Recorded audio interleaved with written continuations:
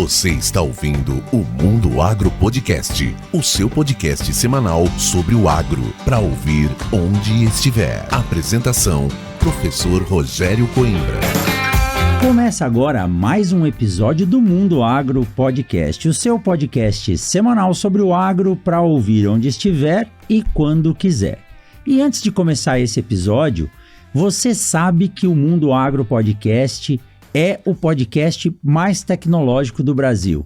Não por causa das câmeras ou dos microfones, mas porque nós trazemos muita tecnologia. E os nossos parceiros também estão ligados à tecnologia. Esse episódio do Mundo Agro Podcast é um oferecimento da Agrosol Sementes e da Momesso. A Agrosol é o primeiro patrocinador do Mundo Agro Podcast desde lá de 2020. E eles têm mais de 20 anos de experiência na produção de sementes de alta tecnologia. E quando eu falo que os nossos parceiros são tecnológicos, a Agrosol inovou com o Seed Place 163, uma parceria que construiu aqui no eixo 163 o primeiro centro de distribuição de alta tecnologia. E a Momesso também, uma das primeiras indústrias de produção de equipamentos para tratamento de sementes no Brasil. Na indústria do agro, eles têm mais de 60 anos de experiência e hoje é a primeira indústria na produção de equipamentos para tratamento de sementes industrial. E se você vier visitar o Seed Place 163 da Agrosol aqui no eixo BR-163, você vai encontrar lá dentro um CTS. CTS é um centro de tratamento de sementes desenvolvido e projetado pela Momesso. Então, a Momesso e a Agrosol são apoiadores do Mundo Agro Podcast e são empresas de alta tecnologia. E se você quiser trazer a sua empresa para aparecer aqui junto conosco e para mais de 70 países, mande um e-mail para mundoagropodcast@gmail.com.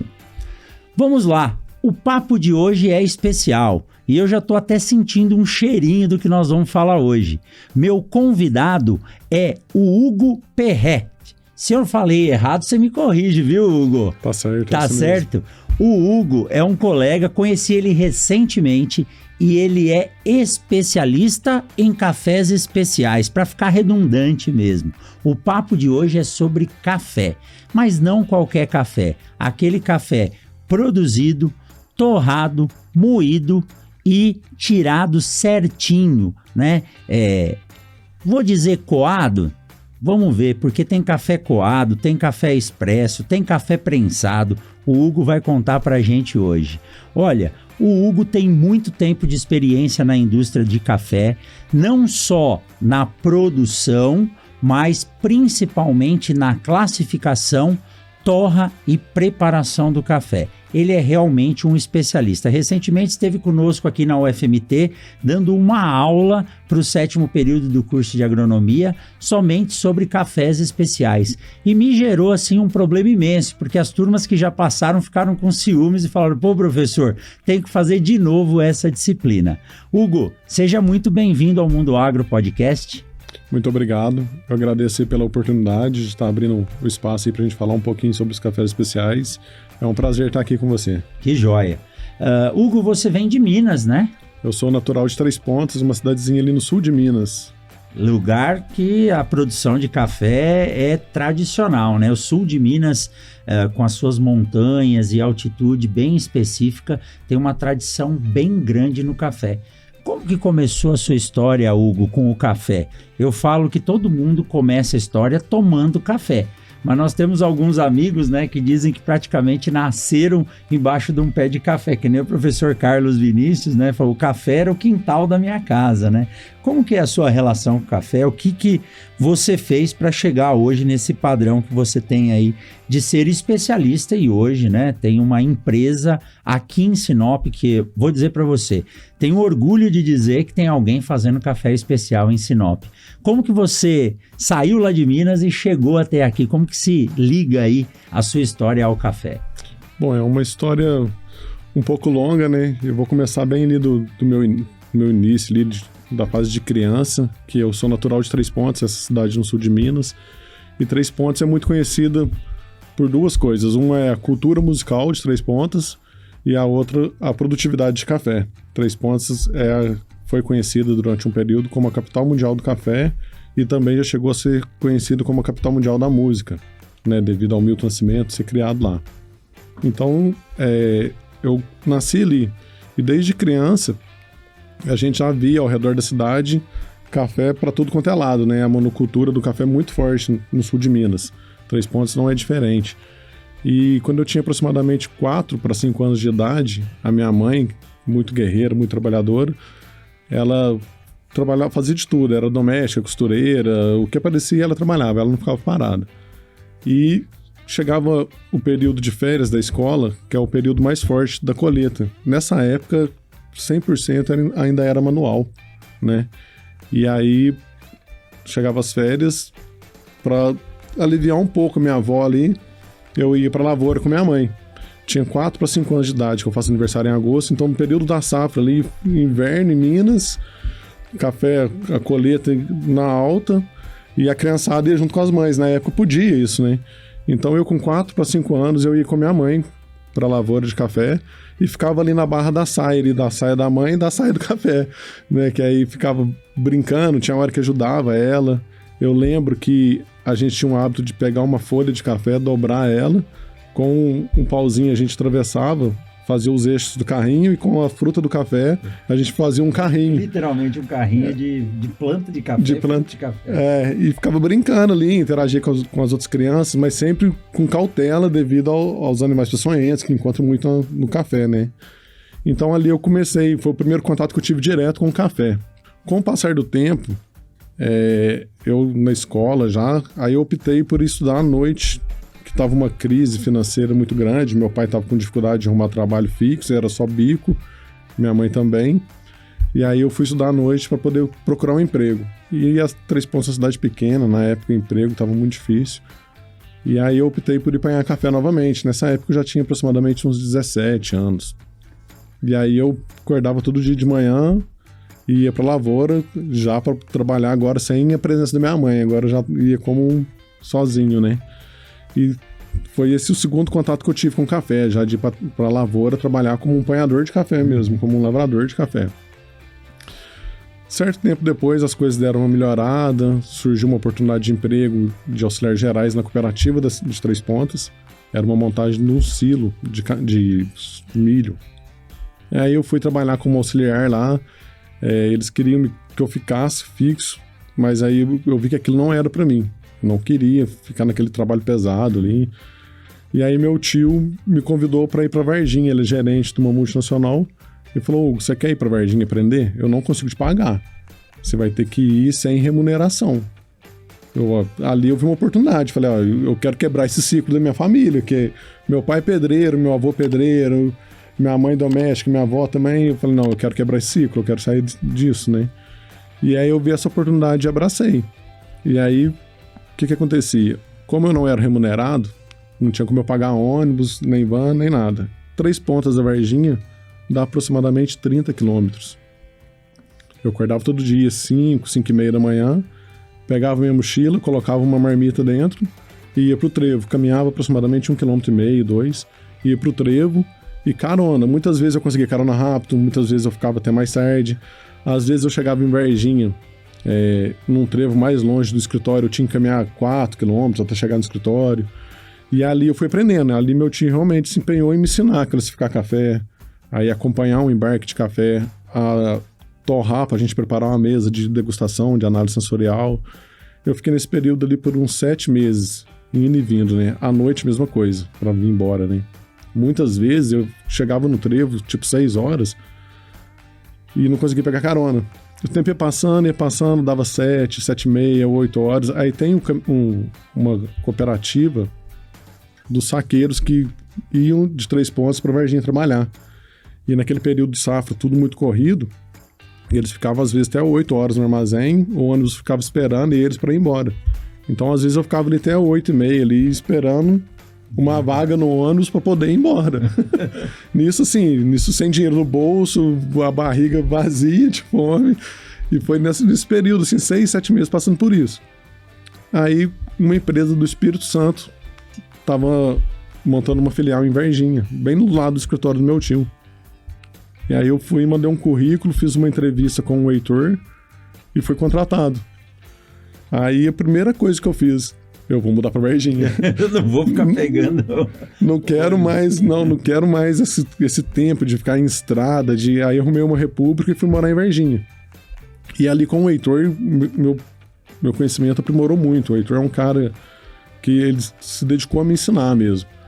Então eu ficava fazendo o quê? Eu ficava no laboratório classificando e torrando café o tempo todo.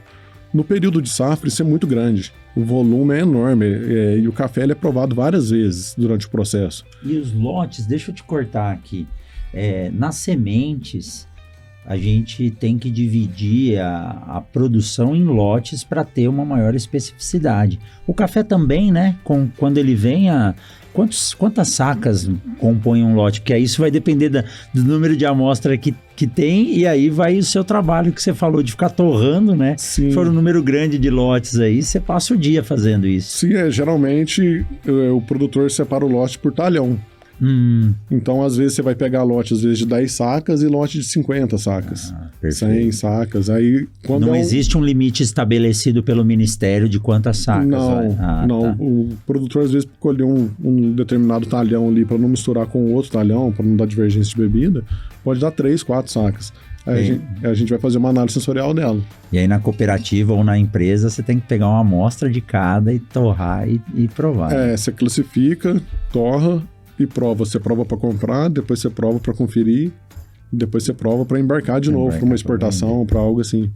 E aí nesse período então, voltando lá, você passava o dia fazendo isso? Eu torrava o café o tempo todo. Na época a gente usava uma mesa ainda, na época de commodities, que é uma mesa redonda, aquela tradicional, que vem desde lá de trás, que ela roda e tem uma guspideira que a gente fala, né? Que você vai provando e cuspindo. O café a gente não toma, né? A gente sente o sabor dele ali e gospe. Então era o dia inteiro montando mesa, eu montava, escaldava, o Heitor falava pra mim, Hugo, vai lá, já sente o aroma do café, o aroma de xícara por xícara. É assim, cada lote, se for um lote acima de 100 sacas, a gente costuma provar 10 xícaras por lote. Lote menor a gente prova 5. Mas a maioria dos lotes era maior, porque já era ligas, já era blends feito para comercialização. E aí, quando chegava na gente, era lote de 1.000 saca, 2.000, 3.000. E a mesa ficava cheia. E aí eu torrava, escaldava o café e vinha sentindo um aroma xícara por xícara e já marcava no papel daquele lote. O lote 1 ali tinha uma xícara mais fraca, já marcava. Lote 2, lote 3, fazia isso, o Heitor vinha, falava pra mim, né, prova, marca a sua bebida e eu vou provar em seguida. E aí eu fazia isso, eu provava, marcava e ele vinha me corrigindo. E assim eu fui aprendendo.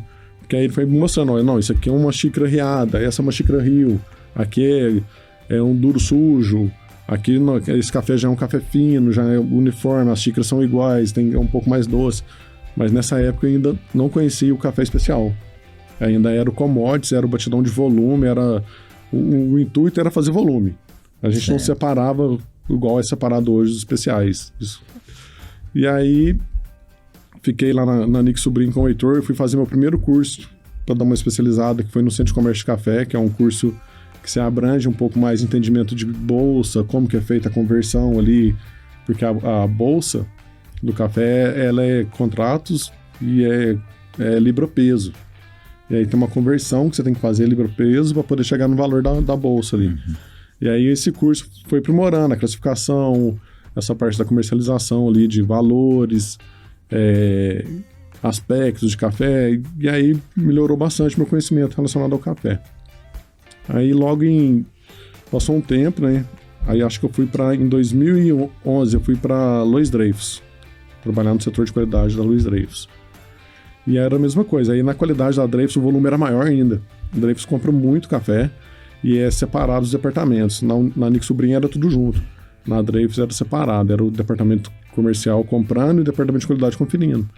E aí na época da safra você não para, é o dia inteiro provando café. Aí nessa época eu já não torrava mais, eu ficava por conta de classificar, análise sensorial e desenvolver algum blend ou outro que precisava fazer pra gente vender no mercado interno. Você tinha um torrador pra você lá, pra fazer o que você fazia antes. Já tinha dado uma evolução ali, já tinha subido um degrau.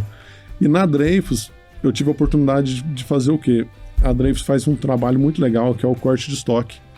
Então eu saía rodando todos os armazéns do sul de Minas, visitando todos os armazéns pessoalmente, para fazer uma visita de network para a empresa, né?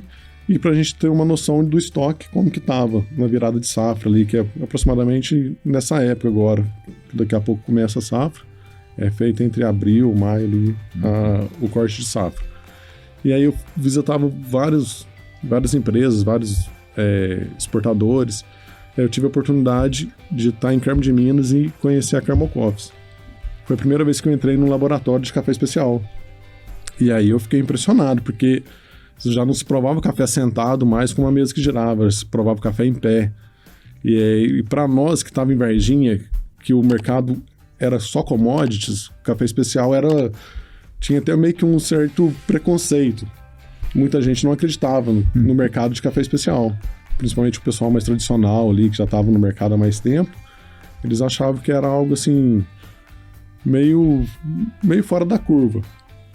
E aí eu fui conhecendo, aí tive a oportunidade de conhecer o pessoal da Carmo Coffee e por coincidência eu fiquei sabendo que tinha uma vaga aberta.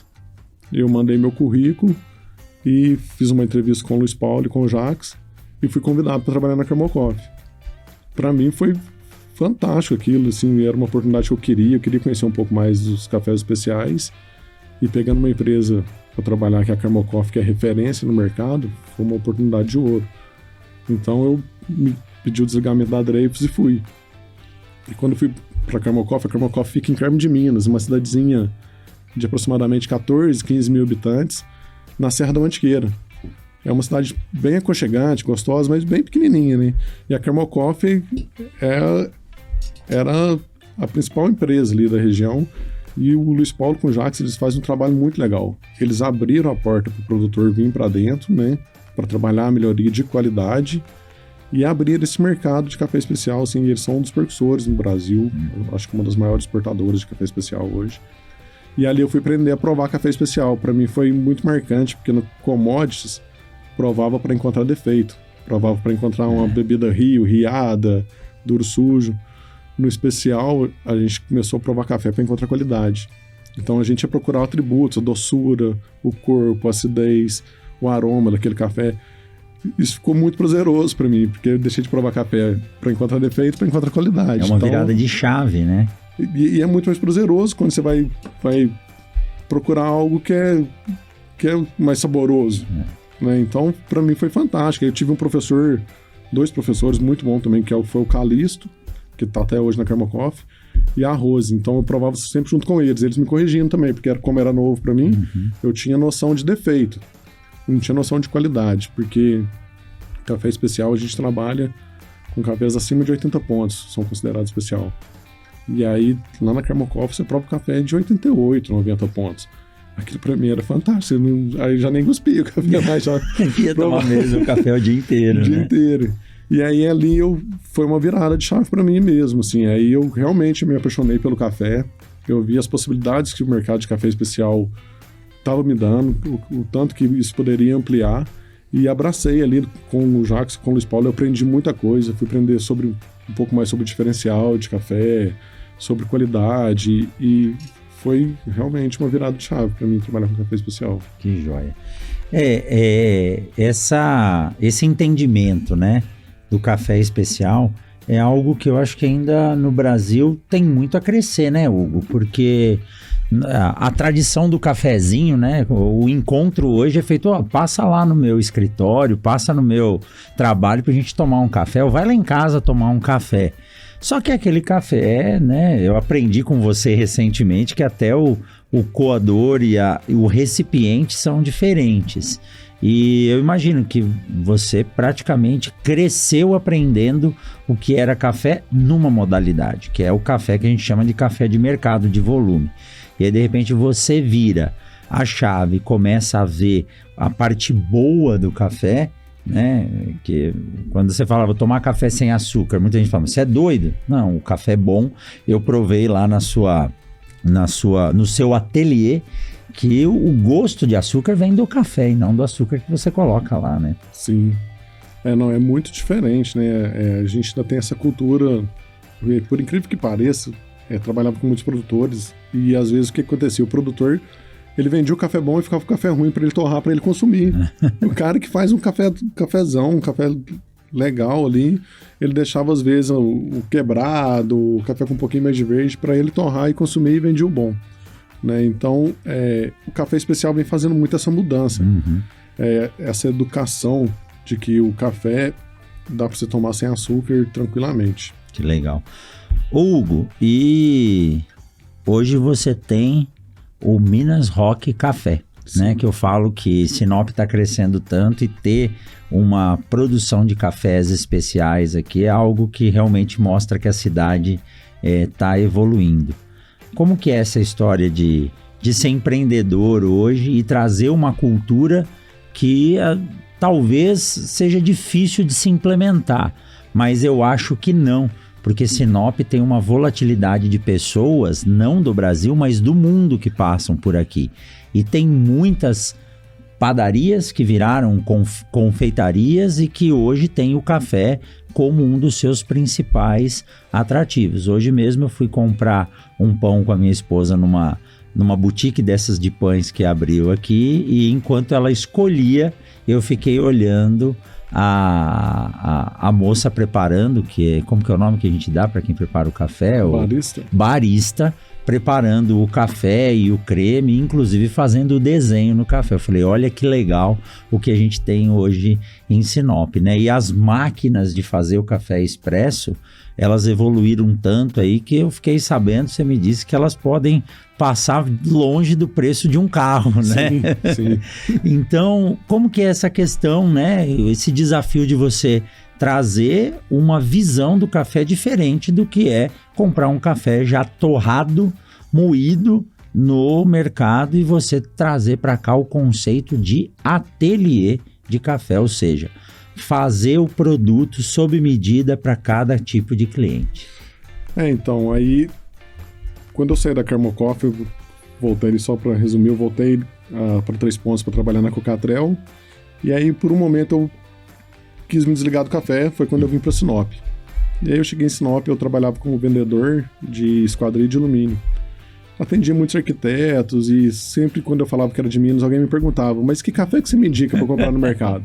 Você saiu do café, mas o café não queria sair de você, viu? De jeito nenhum. E aí sempre me perguntava, e aí eu indicava as marcas que eu comprava, que eu achava melhor no mercado, e fui vendo uma oportunidade, que eu sempre tive o sonho de ter uma torrefação, né? E aí eu, com esse mercado, o pessoal perguntando o que indica, eu vi uma oportunidade, falei, eu vou colocar em prática esse sonho de ter minha torrefação. E aí eu planejei, guardei um dinheiro, comprei meu torrador, prototipei e comecei, né? E aí devagarinho vai indo. Hoje, o que eu vejo assim para Sinop, a gente realmente tem um mercado aí enorme, a gente tem muita gente que além de passar por Sinop, tem muita gente de Sinop que viaja o mundo, né? E chega lá fora, toma um cafezão impressionante lá e vai ver o café produzido aqui no Brasil. E aí, mas pô, como que esse café não chega em mim? Como que... Então a minha proposta é justamente essa com a Minas Rock Coffee, é trazer esses cafés de Minas, né, que eu compro os cafés direto dos produtores e torro aqui. Então a proposta da Minas Rock Coffee é a gente trazer essa cultura do café especial com um pouquinho da cultura musical que a gente tem em Três Pontas. Né? Então é trazer um pouco realmente essa cultura do café que para nós, para mim principalmente, eu acho ela muito importante, porque o café ele sustentou o Brasil, assim, ele gerou uma riqueza para o Brasil muito grande já há muitos anos, né? Sim. E o café é a segunda bebida mais consumida no mundo, a gente perde só para água nele. Então é água e café. E aí tem que trabalhar muito essa questão de educação, que é a minha maior dificuldade, porque o que acontece? A gente trabalha com uma torra mais clara. E essa torra mais clara, na hora que a gente põe um café num copo transparente, muita gente olha e fala, não, mas eu quero um café, eu não quero um chafé. Mas não é. É porque essa torra mais clara, ela foi desenvolvida para trazer o melhor daquele café.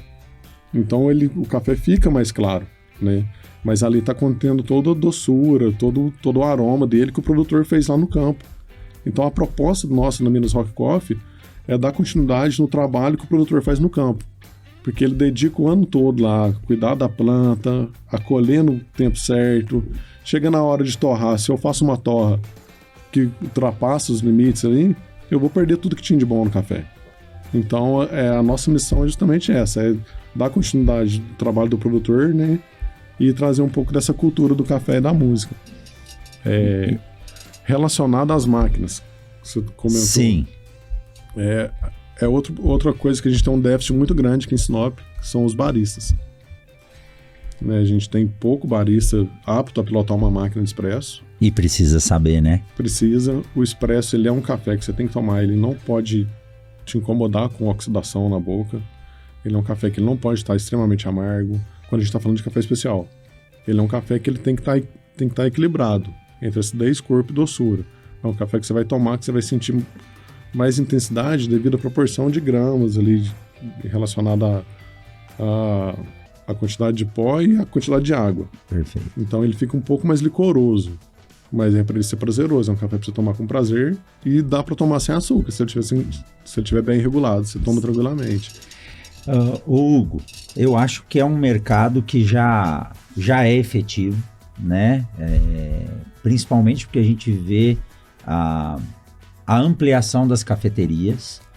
E eu acho que o maior problema que a gente tem hoje chama-se tempo, sabe? Às vezes eu nessa correria, Sinop não é uma cidade, eu falo que Sinop não é grande porque eu nasci na capital de São Paulo, então, mas são 200 mil habitantes. Mas a gente fica nessa correria e às vezes eu falo para minha esposa, eu falo, poxa, eu tenho uma inveja legal de passar na rua às vezes e ver uma pessoa, um casal sentado tomando um café. Né? Você ter o tempo para parar. Quem está errado sou eu, não eles. Eles estão certos. Eu que não estou administrando meu tempo de forma correta. Mas eu vejo, em primeiro lugar, um público apto a ser culturado, né? Ganhar a cultura de consumir um café de melhor qualidade. Quem viaja, toma café fora, às vezes sente falta do café do Brasil ou vê que está tomando um bom café lá e fala, por que eu não tomo isso no Brasil? E esse terceiro ponto que você falou, que é a geração de emprego. Eu conversei com você, acho que foi a semana passada, que uma pessoa nos viu naquela postagem que eu fiz do Instagram, você dando aula para nós. Ela me mandou uma mensagem que ia participar de uma feira que vai ter aqui em Sinop, provavelmente trazendo a estrutura de café para um stand, e ela queria contratar baristas aqui. Então, olha só, né? A gente pode até gerar emprego e eu acho que você tem que logo montar um curso para formar baristas, porque você tem esse know-how, né? E criar essa cultura aqui, né? Então, eu acho que você está certinho, né? Eu só acho que daqui um tempo a sua máquina de torra, que é muito legal, depois nós vamos colocar uma foto no Instagram aqui e no YouTube, eu acho que ela vai ficar pequena daqui para frente, que viu, assim Hugo? Tomara. Eu acho que ela vai ficar pequena. Que joia. Hugo, bom, sua história não tem como estar longe do café e ainda bem que esse contato aí com arquitetos e a curiosidade das pessoas fez você voltar para o café e montar esse ateliê. Eu já tive o prazer de ir lá, né?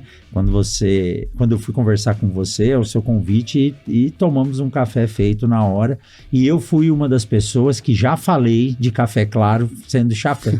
Nossa, que chafé, né? Sim. Mas a Fabielle, que trabalha conosco, você conheceu, estudou em Lavras, ela tem essa cultura, e aí a gente sabe que um café de alta qualidade, ele pode ser transparente, mas o sabor está todo lá dentro, né? E agora a gente quer entender isso. Quando a gente fala de café especial e café comum, qual que é a principal diferença que você pode dizer, se é que há uma, né? Eu acho que é um encadeamento de processos e ideias. De um café especial para um café comum. E aí eu vou juntar uma outra pergunta. É possível tomar um café especial num custo acessível? Então, essas duas perguntinhas simples aí, que dá para ficar 2 horas conversando, né? Mas para começar. Bom, é relacionado à diferença, né? Já começa no campo mesmo ali, né? O produtor, quando ele vai fazer uma colheita, o café dá uma florada que oscila muito, né? A gente pode ter, no mesmo pé de café, um fruto verde, o chumbinho ainda começando a granar, um já madurando e o outro já passando. Então a colheita ela é toda derriçada, vai tirar todo aquele café. Não é, no Brasil tem os lugares que a gente faz a colheita seletiva, mas geralmente, assim, você pegar em volume vai dar 0,5% talvez, certo. É muito pouco. Mas, então é feita essa derriça. Então, o produtor que faz o café especial, ele também faz um café normal, um tradicional, um café de qualidade inferior. Justamente porque num café bica corrida, onde a gente vai ter vários tamanhos do grão, vai ter um grão verde, vai ter um grão quebrado, vai ter um grão preto. E esse café, ele passa por uma máquina de rebeneficiamento. Esse rebeneficiamento vai separar por peneira os tamanhos do grão, né? E por vento, os grãos quebrados, e a eletrônica, os grãos verdes, pretos e ardidos. Os grãos pretos, verdes e ardidos é o resíduo que a gente fala. Ele fica separado dos peneiras e os quebrados também todos separados. Esse café, geralmente, ele vem para o nosso mercado interno. É o café que ele é direcionado para o consumo forte, para o café forte e extra forte que a gente encontra no mercado. Né? Ele é feito uma liga com cafés de tamanho menor, né? Mas a gente vai encontrar num café forte, extra forte do mercado, ele é considerado até 600 defeitos. A gente pode ter um percentual de 35% de grão preto, verde e ardido, 1% de impureza, 1% de fundo da peneira 10 e o total de 600 defeitos. Além disso, a gente tem a desvantagem da bebida, porque esse café que vai pro forte, extra forte, ele é um café que ele pode ser uma bebida Rio Zona ou Rio. Daqui a pouco eu vou falar sobre essas diferenças da bebida. Então, o que a indústria faz com esse café? Faz uma torra excessiva, com o intuito de nivelar o padrão de cor desses defeitos. Então, quando a gente pega um café forte, extra forte, você olha, ele tá parecendo um carvão, bem escuro. Por quê? Porque você não vai conseguir desenvolver uma torra legal dele ali. Você vai ter que queimar ele para poder esconder o defeito. E esse café você não acha a opção dele de você comprar ele em grão nunca. Ele sempre vai estar moído na gôndola do mercado. O café especial, ele começa ali já com um processo de colheita, o produtor colhendo ele bem maduro, né? Tem uma máquina que o produtor usa no campo, que é um lavador. Esse lavador, ele faz uma separação dos grãos. Ele separa o verde do maduro do boia. O boia já passou, já foi um fruto, o processo de maturação já passou um pouco. O maduro, ele parece uma cerejinha, né? Tá bem maduro. E o boia afunda ali, que ele o verde afunda porque ele é mais pesado um pouco. E aí ele separa, ele já leva só os maduros para secar separado. E aí ali já começa o processo. Então ele começa o cuidado na colheita, no pós-colheita, controlando a temperatura ali para ser uma seca uniforme. A gente não seca em temperaturas excessivas, nem muito baixa. Não pode ser uma seca que você prolonga muito, tipo, não dá para secar um café na sombra. Sim. Você vai prejudicar ele ali, vai gerar fungo negativo e tudo mais. E aí, após esse processo, ele passa para uma análise sensorial, acima de 80 pontos é considerado especial.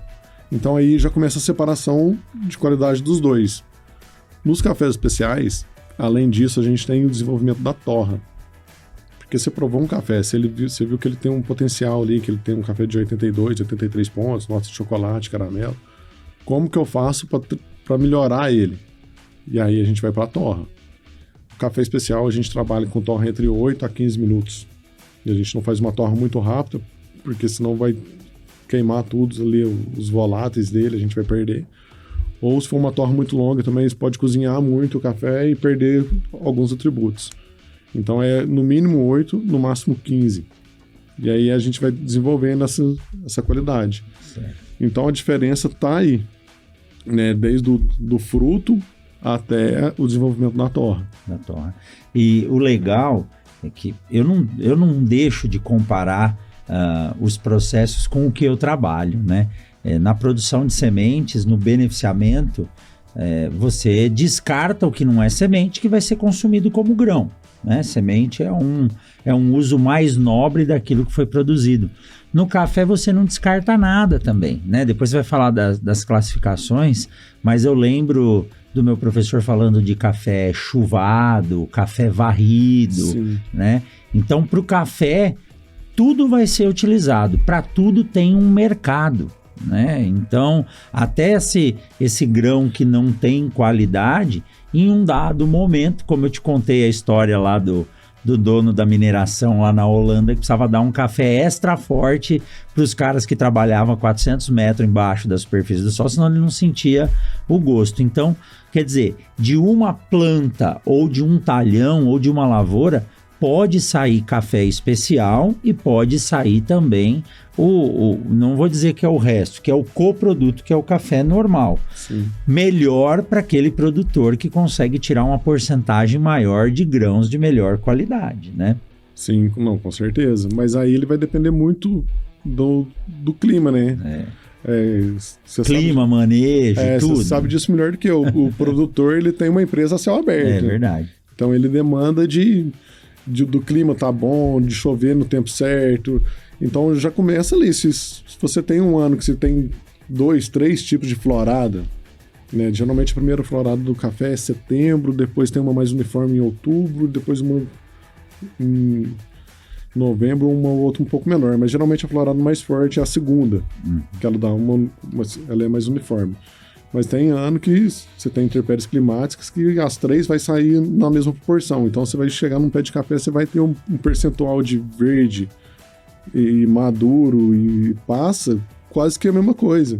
Então hoje a gente já tem, por exemplo, a gente tem produtos que você joga para deixar mais uniforme a maturação, certo, que é o etrel. Só que a gente tem um problema, assim, por experiência que eu tive, quando a gente prova, a gente sente um pouco é porque vai madurar por fora. Só para poder tirar o café, a fruta do pé. Por dentro ali o café ainda está um pouco verde, perde um pouco na qualidade. Exato. O processo de maturação, que é a planta drenar ou que a gente chama de fotoassimilado, que são os açúcares que ela produziu, que tem que sair da folha, das estruturas de reserva e ir para o fruto, porque no final das contas a planta não sabe que ela está fazendo café, ela está fazendo uma semente para deixar um descendente fértil. Sim. Então, tanto na soja ou outras culturas, quando você força a maturação, dentro da estrutura que é a semente, ela não está por completo como se fosse um processo natural. Exatamente. Né? Então, realmente, cada vez mais eu entendo que o beneficiamento, ele não melhora a qualidade do café, mas ele consegue separar ali dentre os iguais os que têm melhor qualidade, por densidade, por tamanho. E a gente conversava, né, Hugo, que muito do que é utilizado hoje no beneficiamento de sementes de soja, de milho, veio dos processos que eram feitos para exportar café, né?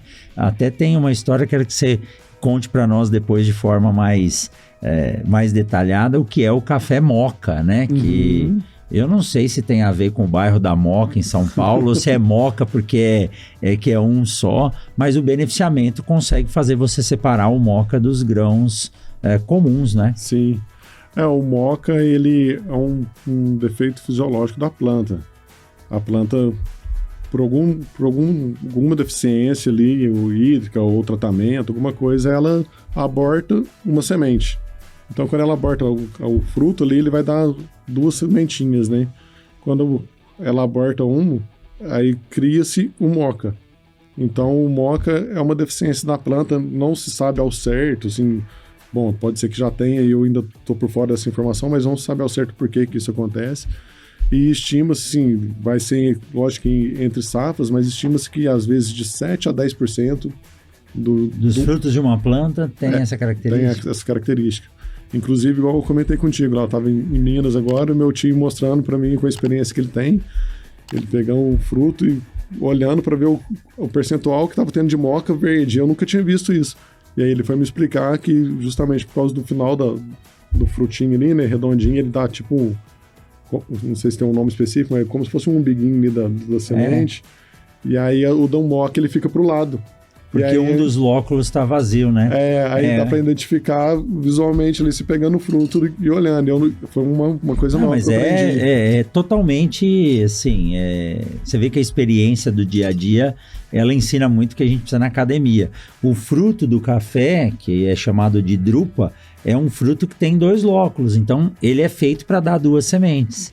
E aí depois, você me explicando, o moca, um desses lóculos não é fecundado. Uhum. E aí a parte de cicatrização, onde tinha a flor, como um dos lados não desenvolveu e o outro desenvolveu, ele vira. Sim. Então, você pegar o fruto de café e olhar a pontinha dele, né, que a gente chama de umbiguinho ali, ele vai estar virado pro lado de seu tio, com a experiência, falou, eu consigo saber que aqui dentro tem uma semente só e não 2, pois né? Foi bem legal aprender isso. E o moca, Hugo, ele tem um preço especial, que é um defeito de formação, mas ao invés da planta encher 2 grãos ali, 2 sementes, ela vai encher um só.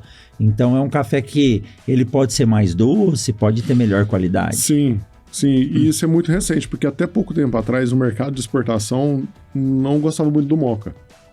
Era um café porque ele é separado por peneira. Sim. O moca, ele tem uma peneira, acho que é usada no milho ali, na soja é uma peneira compridinha. A oblonga, né? E aí o moca sai ali e a gente tem separação do tamanho do moca. Tem um moca 10, moca 11, aí entre as peneiras você coloca ele tira, né? Então o moca ficava separado e ele era vendido por um preço inferior. No commodities eu acredito que ainda seja, por um preço inferior. Mas no especial começou a descobrir que o moca, ele tem uma concentração maior de doçura, ele tem uma vantagem também que a torra dele, para ele ser redondo no tambor do café, ele roda um pouco Fica mais uniforme. Mais uniforme. E a proporção também de tamanho dele, do meio para as pontas do fruto, da semente, é praticamente igual. Então isso no desenvolvimento da torra a gente consegue ganhar muito mais aroma, muito mais sabor, consegue trabalhar com um pouco mais de pressão com o moca, dá pra brincar um pouco mais nas curvas de torra com ele. Que legal, que joia. E a classificação, Hugo? Até quando eu vou dar aula de café, eu não tenho nada de especialista, eu simplesmente fui colocado para dar aula de café, né? Então, eu aprendo com a turma, mas eu fico feliz quando tem um aluno ou outro, fala, meu avô tem uma plantação, que nem agora, nessa disciplina que eu acabei de ministrar, tem um aluno que está muito empolgado, né? Até levou umas mudinhas do amarelo de Botucatu, que nem você ganhou uma lá. A classificação é algo que eu tenho muita dificuldade de explicar, porque existem uma série de itens, e aí tem tipo 1, 2, 3, 4, riado, rio, como que é essa? Em primeiro lugar, quais são os principais pontos de classificação do café? Como que é atribuída essa nota? Está ligado aos defeitos que você falou, e por que foi dividido nesse formato? E tem um mercado para cada tipo desse de café? Tem. A classificação a gente faz ela... o começo dela, ela começou com 300 gramas. Devido ao aumento de volume, muito café, muito trabalho, a gente faz hoje diferente. A gente faz em 100 gramas e multiplica por 3 quando a gente está fazendo a classificação de defeitos, né? Então como que funciona? A gente pega 100 gramas ali, bem homogêneo, tirado um pouquinho de cada, um lote de 100 sacas. A gente vai furar 100 sacas, tirar mais ou menos a mesma proporção de cada saco, misturar bem, ali a gente tira 100 gramas e vai fazer uma classificação. Se for fazer defeito, a gente vai separar os defeitos. Aí a gente tem o verde, o preto, o ardido, o quebrado, as impurezas, que é pau, pedra, casca. Para cada uma delas tem um número de defeito. Por exemplo, para 1 grão ardido, 2 grãos ardidos é um defeito. 1 grão preto, que ele já passou do processo de ardido, para cada 1 grão preto é um defeito. 5 verdes é um defeito. 5 quebrados é um defeito. A impureza vai depender da impureza. O pauzinho grande 5 é um defeito. O pequeno 5 é um defeito. O grande 3 é um defeito. Então ali a gente faz essa classificação de defeitos. Por exemplo, quando a gente vê um café lá, aqui no Mato Grosso não tem, né? Mas em Minas passa a cotação do café no jornal todo dia. Todo dia. A cotação café é tipo 6. Tipo 6 a gente está falando de um café de aproximadamente 80 defeitos. E é um café fino. É um café que, se a gente for fazer a conversão por quebra, é um café que vai dar 10, 12 de quebra.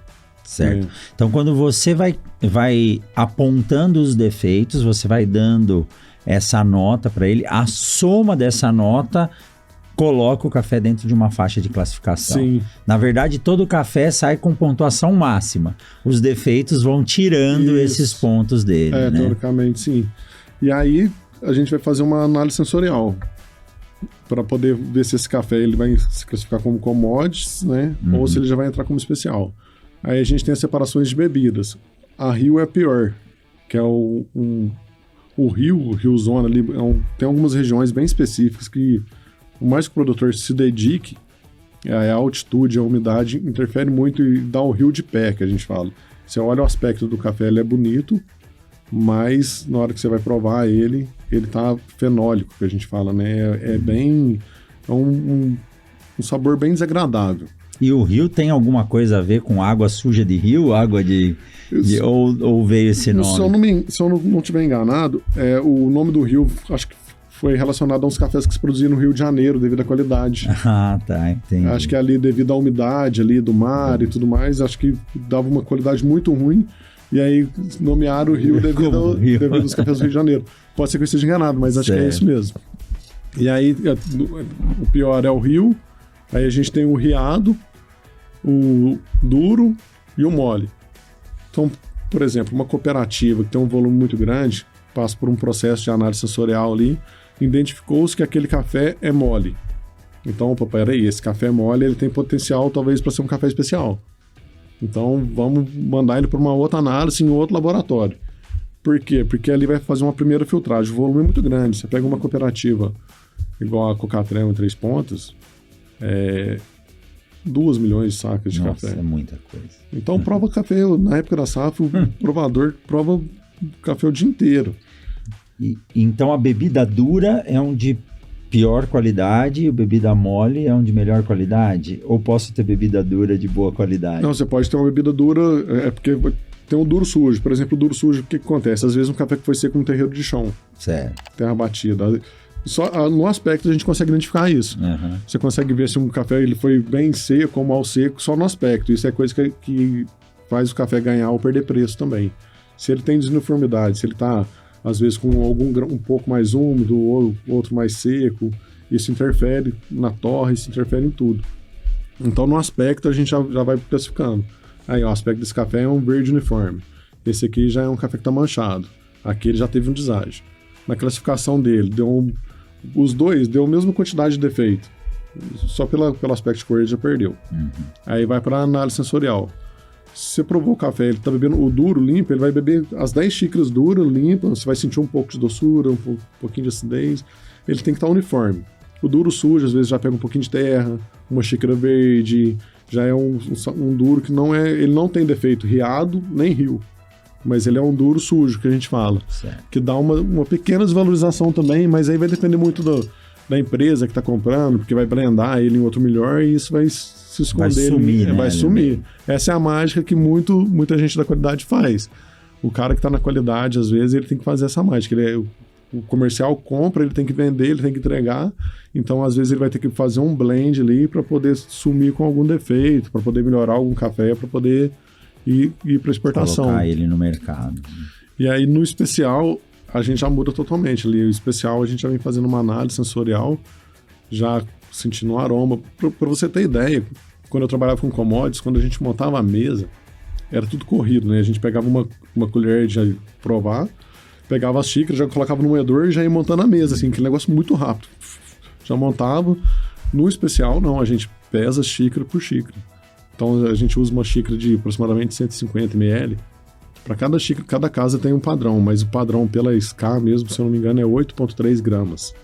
Então, cada casa tem, às vezes, alguma vai provar com 9, outra com 9,5, mas toda xícara você vai pesar 9,5 gramas em cada uma. 9,5 gramas do pó em um determinado... Do grão. Do grão? Depois você moe. Ah, tá. E aí você moeu, né, montou a mesa ali, tudo pesado. Aí a água, o intuito é sempre ser colocado nivelado também.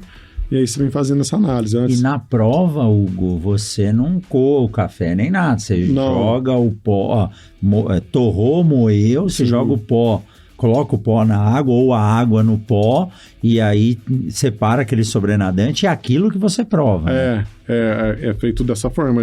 Para cada lote, a gente usa de 5 a 10 xícaras. No especial, a gente costuma usar 5, que é o protocolo da SCA. E aí as xícaras são numeradas. Xícara 1, 2, 3, 4, 5, fazendo um formato de 1M. Uhum. E aí isso é padrão. Então, para cada xícara, ela vai ser pesada. Você vai passar fazendo uma análise ali de aroma dela seco, né? Só do pó. Esse aroma, como que ele tá? Ele é um aroma doce? Você sente alguma fruta? Cada degustador vem fazendo uma anotação ali. Depois disso, a gente escalda, espera aproximadamente 4 minutos, vem fazendo a quebra ali da borra. Aquela borra que fica por cima ali, a gente quebra ela para ela poder descer. E aí ali, vem com a colher tirando a espuma que sobra para não contaminar também, para não interferir no sensorial. E aí a gente vem provando. A gente costuma provar em 3 temperaturas. Ele um pouco mais quente, depois médio, e depois já quase que na temperatura ambiente. Então você prova, aí você vai identificar o quê? Acidez, corpo, doçura, aftertaste, ausência de defeito, nota geral do provador. Então cada um vem com um laudo na mão. O laudo ele é dividido dependendo assim, em três cafés, né? E aí você vem provando, cada provador provando e marcando. Chegou no final, a gente vai fazer um balizamento ali para ver se a nota que eu tô dando, o outro provador tá dando também. Porque o paladar é muito pessoal de cada um. Exato, era isso que eu ia te perguntar. E aí vai muito conforme a memória olfativa de cada um e tudo mais. Então, às vezes, eu provei um café, encontrei um chocolate caramelo, você foi lá, provou e encontrou um abacaxi. E tá tudo certo, porque é o que tá relacionado à sua memória. A sua memória. Mas é lógico que tem algumas notas que elas se destacam mais naquele café. Então, eu marquei um chocolate, você marcou um chocolate, o outro achou alguma coisa que não tá batendo, a gente vai... chegar no meio termo. No meio termo. Geralmente é 3 provadores por isso, porque a gente faz o equilíbrio entre as notas dos 3. São muitos pontos, Hugo, que tem que se levar em consideração para poder dar o preço, para poder dar a qualidade, né, ou a classificação do café. E é lógico que isso tem que ser um trabalho muito específico, porque você vai determinar o preço daquilo ali. Sim. E a gente sabe, eu não sei, né? Tem sacos de café de 60 quilos que passam aí dos 10 mil reais, 20 mil reais, né? Tem. Então isso está diretamente ligado ao provador. E quando uma curiosidade, né? Quando você está provando, são 5 xícaras por amostra que você tem que provar, não só provar, mas sentir também o aroma, as características que eu aprendi lá, que no nome difícil chama organolépticas, né? Do produto. Isso mesmo. Você faz, você tem que aprender isso fazendo, e você nos disse que aprendeu isso no dia a dia, né, de ajudante a classificador oficial. Existe alguma coisa para limpar o paladar quando você troca de amostra para fazer ou não? E no dia a dia, você tem que tomar alguns cuidados? Por exemplo, eu sou um cara que se tomar chá ou água morna, eu queimo a língua e não sinto mais nada por 3 dias. Sim. Você tem que tomar algum cuidado também de não comer alguma coisa com aromatizante, porque senão contamina o seu instrumento de trabalho, que é o nariz e a boca e língua, né? Sim, interfere demais relacionado a qualquer coisa de cheiro. O café ele absorve tudo muito fácil, então perfume você não pode usar. É isso que eu ia falar. Primeira coisa, perfume você não usa. Perfume, creme, porque é impressionante. Acabou de colocar a mesa ali, escaldou o café. Se passa alguém perfumado próximo, parece que ele puxa o cheiro. E aí, na hora que você vai provar, você vai sentir um aroma lá floral, lá de perfume, que não tem nada a ver com café. Sim. A gente tem que tomar alguns cuidados, sim. Essa questão da limpeza, a gente às vezes costuma limpar com a própria água mesmo, né? Quando a gente, entre um café e outro, a gente costuma deixar uma xícara só com água. Então, às vezes, a gente nunca muda de um café para o outro sem limpar a colher para não contaminar. Certo. E sempre passando por uma xícara só de água ali para limpar. E se você tem uma água ali, se quiser provar só a água, como se estivesse provando café mesmo, para poder fazer a limpeza. Dá para você, às vezes, comer uma bolacha, um pão, alguma coisa ali só para limpar o paladar mesmo, para ajudar. Uhum. E a questão da alimentação é importante, porque às vezes você vai uma comida muito temperada, ela pode interferir. Então, por isso que muitas vezes a gente prova tem mais de 2, 3 provadores, porque às vezes o cara hoje tá gripado. Aí ele não vai conseguir pontuar café nenhum. Não vai conseguir extrair o máximo de lá. E aí fica injusto com o produtor, porque na dúvida a gente sempre, na segurança, a gente coloca para baixo. Sim. Né? Isso é natural de tudo que a gente tá na Mandar dúvida. uma carga de volta de café porque não veio no padrão, não foi no padrão que eles pediram, sai caro demais, né? Caro demais. E aí as empresas geralmente têm 3, 4 provadores ali já para poder ter esse equilíbrio.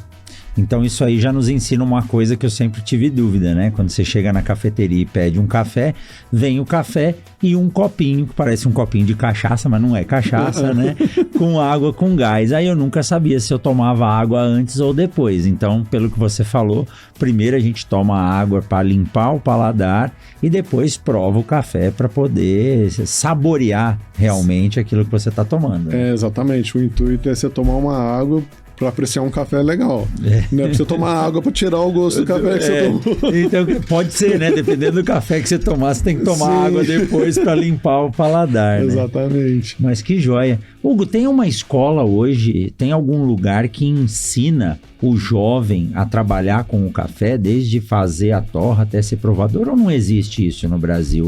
Realmente é uma questão aí de tradição e de uso. É muito mais de tradição. Hoje, assim, em Minas, tem bastante curso, assim, acabou que o governo de Minas começou a olhar para isso, o Senar começou a olhar para isso de uma forma bem interessante, levando o ensinamento para quem mais precisa, né?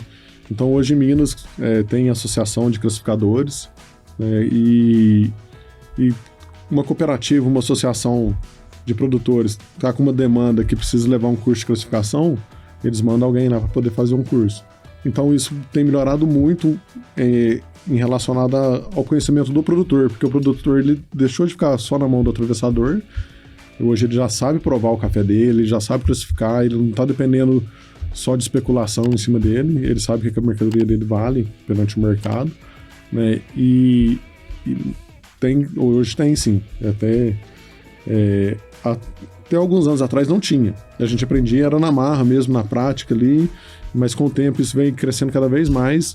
Para o especial, a gente tem o órgão da BSCA, que é Brazil Special Coffee America, que é a responsável. Tem vários cursos direcionados ao café especial, né? Desde o Q-Grader, lá, que é uma certificação para degustadores, curso de torra, curso de barista. Eles fazem um trabalho muito legal nesse balizamento desse café especial, né? Desse joia. E é um mercado que tem uma demanda grande, então, né? Porque não é fácil formar um provador aí profissional, né? Não. É prática. Eu costumo até dizer muito que, assim, o Q-Grader hoje lá, que chega uma pessoa leiga, faz e passa, beleza. Ele serve justamente para poder trazer esses ensinamentos. Mas é o dia a dia que... Mas o dia a dia, porque qual que é o desafio do responsável pela qualidade de uma exportadora? É ele embarcar, chegar lá fora, o cara que comprou conferir e pagar. E falar, tá certo. Então esse que é o desafio. E isso muitas vezes o cara vai aprender na prática, conforme relacionamento com o cliente, sabe? Não, esse daqui eu sei que eu posso mandar para determinado cliente que ele vai gostar. Esse daqui não vou nem mandar, que não vai passar. Para você ter ideia, tem empresas que faz teste de DNA no café. Para saber se realmente é o que você está falando. E quando a gente fala em terroir, né, que é um café que vem de um lugar, de uma região que tem a produção certinho, ele deve ter esses marcadores aí, né? É igual o Bourbon Amarelo, que é um café que acho que é conhecido mundialmente, né? Geralmente o pessoal vê lá no saquinho Bourbon Amarelo, fica louco para poder tomar aquele café pela fama que ele tem. O Bourbon Amarelo, ele realmente tem esse mercado, essa demanda, e tem empresa que faz esse controle de DNA para saber se realmente é um Bourbon Amarelo. Que joia. Esse aqui é um Bourbon Amarelo ou não?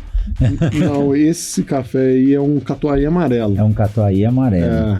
Olha aí, ó, quem tá ouvindo a gente não tá vendo, mas depois vão ter as fotos aí.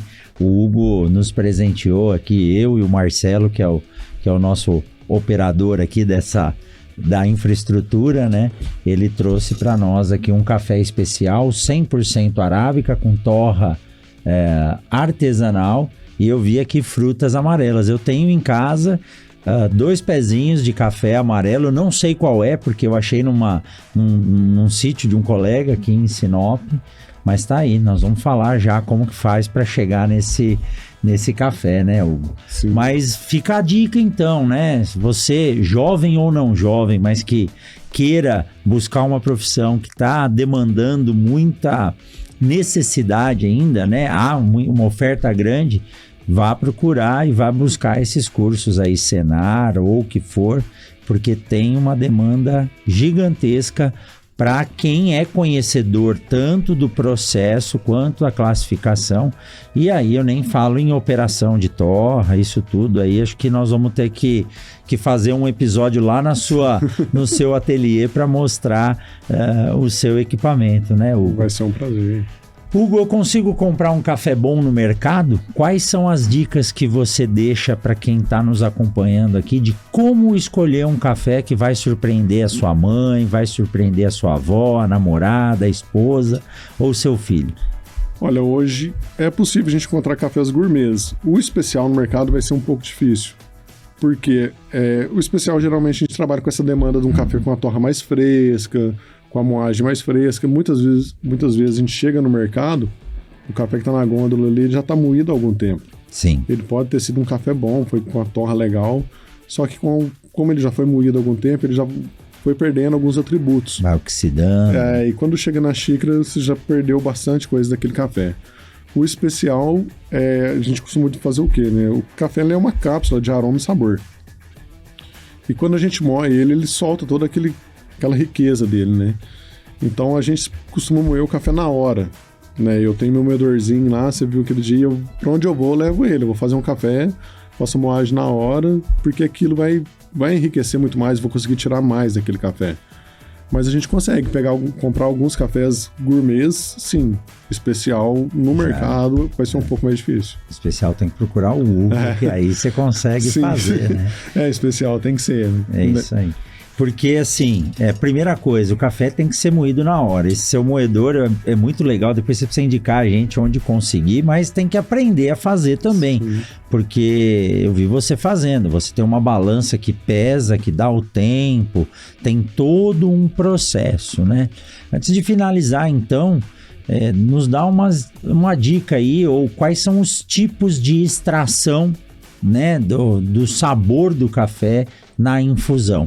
Eu aprendi em casa a colocar lá 3 colheres de sopa, 400 ml de água, 500 ml de água e esquenta a água, não deixa ferver, né? Porque senão queima o café, já descobri que isso é mito, né? E joga a água dentro do café, aí tem algumas vozes que falam, não, pode mexer para tirar o sabor, outro fala, não mexe senão fica muito forte. Quais são os processos, né, Hugo, mais tradicionais aí, aos mais específicos, como a prensa francesa, que vão influenciar diretamente no sabor, né? Sim. Geralmente, para você tomar um café especial, você tem que começar pelo café. Você não vai conseguir comprar um café no mercado, forte, extra forte, e usar um método lá legal, que você não vai conseguir extrair nada bom dele, porque não tem. Primeira coisa é pelo café. A melita que a gente usa em casa, o filtro de pano, se você tem um café bom, você já vai conseguir fazer um café legal ali. Mas geralmente a gente evita alguns processos, né, de aquele tradicional mesmo, se você jogar água ali, o café na água e misturar, já fazer aquele processo de infusão ali e jogar para coar.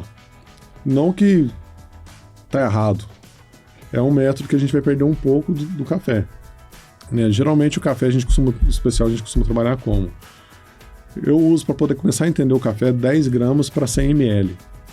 E aí a gente faz uma umidificação do café. Eu peguei uma melita, coloquei lá 30 gramas de café, eu vou jogar 45 ml para ele soltar os primeiros aromas e sabores, né?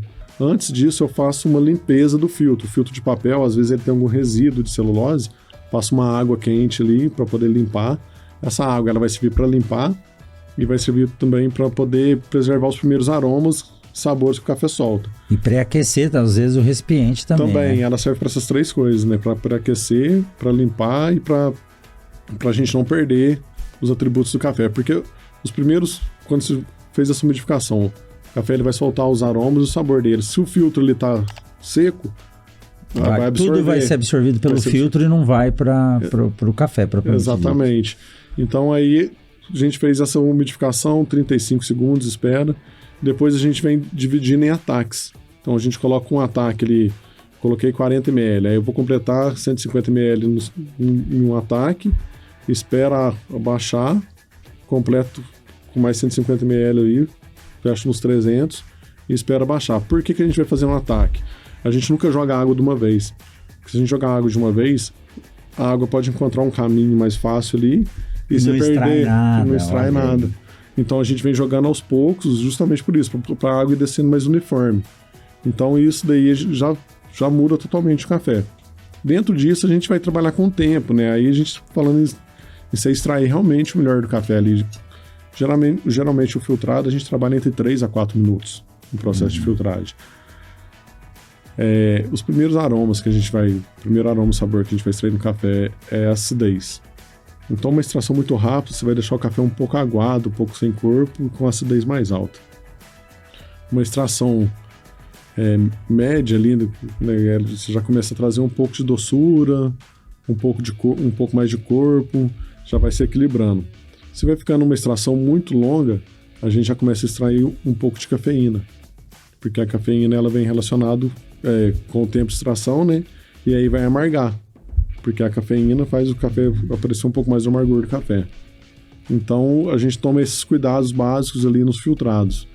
A prensa francesa, eu vejo muita gente comprando um café de mercado, com aquela granulometria fina, e usando na prensa francesa. Não vai dar certo, vai passar muito micropó, vai ficar um café...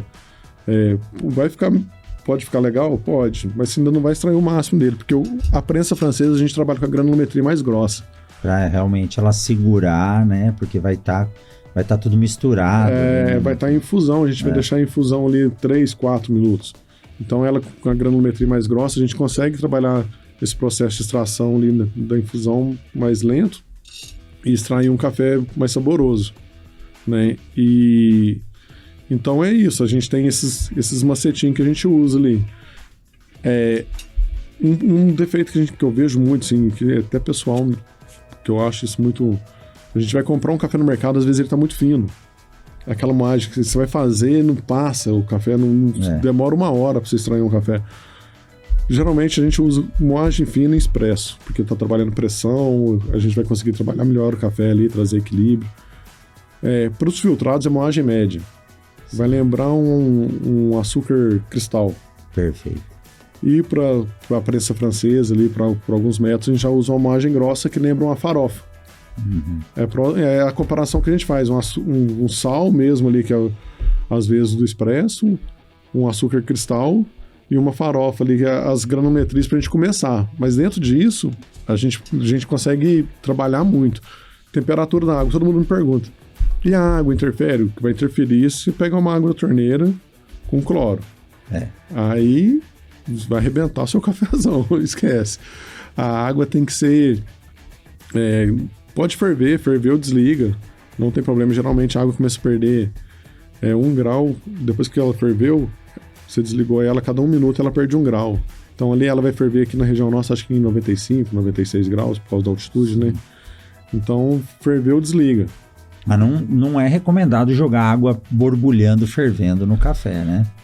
É que assim, quando a gente tá falando de café especial, se você pegar um café mais complexo, um barista que domina bem os métodos, com a temperatura mais alta ele pode trazer mais complexidade pro café. Ele pode fazer o café ficar ainda mais saboroso devido à temperatura. É que geralmente essas extrações assim mais meticulosas é mais o profissional mesmo ali pra fazer. Concurso às vezes, para você ter ideia, a gente falando de profissão, hoje a gente tem concurso de tudo, tem concurso de torrefações a nível nacional, a nível mundial, tem o concurso de latte art, que é aquele de desenhar nas xícaras, né, do expresso, tem o concurso de filtrados, que inclusive o campeão brasileiro é um cara de Cuiabá. É mesmo? O Rubens é um cara, assim, super estudioso, ele é muito fera. Vai disputar o Mundial, não sei em qual país que é. Caramba, mas assim, boa notícia. É muito legal porque hoje o café especial ele te leva a isso, ele te leva a oportunidades que você nem imagina. Igual eu nunca imaginei que eu um dia ia dar uma palestra dentro de uma faculdade. E o café me levou a isso através de você. Eu tive essa oportunidade, fui lá, a gente falou sobre café. Foi uma experiência fantástica para mim. Então eu vejo no café justamente isso, oportunidades, viradas de chave. O café especial mudou minha vida, assim, de repente, se eu não tivesse tido essa oportunidade de trabalhar com café, eu estaria no mesmo círculo da minha família ali, fazendo as mesmas coisas, não que tá errado, mas... Mas te dá a oportunidade, né, de crescer, conhecer muitos lugares, quem sabe, né, outros países. E outra, o café é uma oportunidade de negócio muito grande, porque se a gente for dividir, né, aí falando agora como a gente estuda para poder falar para os alunos, os maiores consumidores de café no mundo são os países ricos, porque é algo, o café especial é algo elitizado. Existem algumas cafeterias que dá até medo de você passar na porta para entrar, né? Tem uma famosa em São Paulo que é a Suplicy, né? Então é algo elitizado. E o legal é que não é só elitizado, tem para todo mundo, né? Tem até aquela família que não tem recurso para comprar sempre o café e usa 2 vezes o mesmo pó, né? Mas vai fazer o café para servir alguém que está lá na casa deles, né? Mas o café especial, ele tem espaço para todo mundo, assim, eu tem muita gente que fala, mas o seu público é mais o público tal, eu até concordo às vezes, mas acaba que às vezes o cara, ele provou e gostou, ele não vai comprar sempre, ele vai comprar um pacote menor, vai deixar separado para aquele momento especial em família ali, não, hoje eu vou fazer aquele café lá com minha família e tudo mais. Então eu vejo muito isso. E ali ele vai se educando. E um negócio que eu acho muito fantástico no café é que o café especial ele tem essa percepção, assim, ele te ajuda a desenvolver o seu olfato, o seu paladar. Você começa a provar um café especial. As notas que a gente fala, pra gente é fácil, que sempre trabalhei com isso é fácil pra mim. Pra uma pessoa leiga que tá começando, ele vai sentir um pouco de dificuldade. Então ele vai começar a observar, peraí, esse café tem notas de frutas amarelas. Aí o cara às vezes não chupa uma laranja. Então como que ele vai relacionar? Então, assim, eu falo muito pra quem quer aprender, quem quer desenvolver o paladar. Vai provar, experimenta uma fruta, tira uma semana ali, experimenta só as frutas amarelas. Tira outra semana, experimenta as frutas vermelhas, mas experimenta mesmo, sente o sabor, sente o aroma, sente tudo que aquela fruta está te entregando, porque é isso que vai enriquecer o seu olfato, o seu paladar e a sua experiência. E o café especial, ele faz muito isso. Ele faz essa questão da pessoa querer se desenvolver mais o paladar para poder sentir isso. E além disso, eu já tive experiências de em workshop, tá fazendo workshop, aí a pessoa sente o aroma do café, nossa, esse café me lembra o bolo que minha avó fazia quando eu era criança. Aí eu falo que ele tem a habilidade de despertar memórias que estavam adormecidas. Exato. E é impressionante isso, porque aqui na região nossa, Sinop, tem muita gente ligada ao café. O pessoal que veio no início ali, muita gente veio para plantar café. Veio para plantar café, esse era o chamariz para vir para cá, né? Então tem um emocional muito ligado ainda. Em Sinop ainda tem um emocional muito ligado com o café. Que joia, Hugo, muito bacana, viu? E hoje tem o Minas Rock Coffee, que é a sua empresa, que é uma boutique, né? Um ateliê de cafés especiais, e você faz um café personalizado. Ó, quem está nos ouvindo aí não está vendo, mas dá para seguir lá no Instagram, @MinasRockCoffee, com 2 Fs e 2 Es no final. Eu acho legal que na embalagem do Hugo, além de trazer aqui as formas de preparo, ele tem também um QR Code no Spotify, que eu vou deixar o link aqui na descrição desse episódio, que aí tem uma playlist que o Hugo fez especialmente aí para você tomar um café especial. O link é www.minasrockcoffee.com. Você faz venda também pela internet, Hugo? Eu tô me preparando para ir para internet. Tá se preparando? Agora. Então, olha aí, ó. Então, daqui para frente, quando você voltar, já vai ter aí os despachos para fora aí de Sinop. Que legal, Hugo. Muito bom conversar com você. Pode ter certeza que eu vou te chamar mais algumas vezes para dar as palestras lá para a turma na universidade. E você que está ouvindo a gente ou assistindo aqui, isso aqui é uma baita de uma de uma lembrança. Como o Hugo disse, né, o café está enraizado na nossa cultura, então você chegar na casa da mãe, do pai, de um amigo e levar um café especial, rapaz, o dia que o Hugo deu aula pra gente, ele nos inundou com cafés de altíssima qualidade. E no final ele falou, vou mostrar para vocês o que é um café que foi... Tem gente que gosta, mas é um café torrado ao extremo, né? A impressão que eu tinha é que eu estava tomando um pneu de caminhão, de tão forte que era aquilo, depois de tomar um café tão delicado e tão saboroso. Então, fica a dica aí, ó, Minas Rock Coffee. Sigam o Hugo aí no Instagram, acessem o site dele, e vocês que estiverem aqui em Sinop, tenho certeza que o Hugo tem o prazer de receber no ateliê dele, para que vocês possam levar um presente especial desse, né? Com certeza, estamos de porta aberta para receber todo mundo. Isso aí, grande Hugo, muito bom, eu aprendendo cada vez mais sobre cafés especiais. Minhas aulas não serão mais as mesmas, pode ter certeza, e dessa especialidade aqui, um café especial, vai comigo em cada viagem para levar de lembrança para os meus amigos. Muito obrigado, viu, Hugo? Eu que agradeço pela oportunidade. Vamos tomar mais café. Sim. Café não é só uma commodity, né? Então a gente tem aí o café especial, que está além da commodity. É uma cultura culturalmente conhecida no Brasil, que nos colocou aí num dos primeiros patamares em produção agrícola, e hoje o Brasil vem se destacando. E você me conta agora que um colega seu aqui de Cuiabá é um campeão mundial aí, e tá indo aí para outros concursos. Quem sabe logo o Hugo tá nessas aí de café especial. O bom é que você tem o networking de quem faz esse café e pode trazer pequenas porções de um prazer imenso dentro de uma xícara. Sim. Valeu, viu, Hugo? Antes de finalizar, como você nos presenteou aqui com um café, eu vou te presentear aqui com um boné do Mundo Agro Podcast. Sabe que isso aqui é uma parceria longa. Nós vamos sempre tomar um cafezinho aqui do Minas Rock Coffee aqui no Mundo Agro Podcast. Muito obrigado. Valeu, Hugo. Obrigado. E você que ficou com a gente até agora, saiba que na semana que vem tem mais um episódio do Mundo Agro Podcast. E antes de finalizar, eu quero fazer um convite. Um grande amigo nosso, Dr. José de Barros França Neto, pesquisador da Embrapa Soja, está aí na disputa pelo personagem Soja Brasil esse ano na categoria pesquisador. Vou deixar o link aqui embaixo, faça como eu, entre lá e vote no Dr. França por toda essa experiência e toda essa dedicação à agricultura e à semente no Brasil. Faça como eu, vai lá e vote no Dr. José de Barros França Neto. Forte abraço e até a semana que vem em mais um episódio do Mundo Agro Podcast. Valeu, Hugo. Até mais. Obrigado.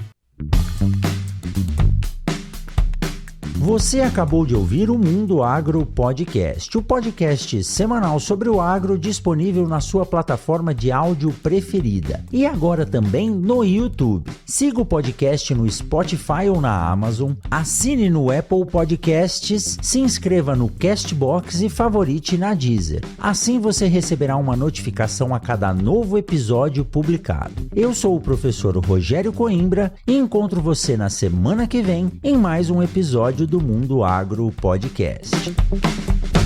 Você ouviu o Mundo Agro Podcast. Informações, novidades e muito mais. Mundo Agro Podcast, para ouvir onde estiver.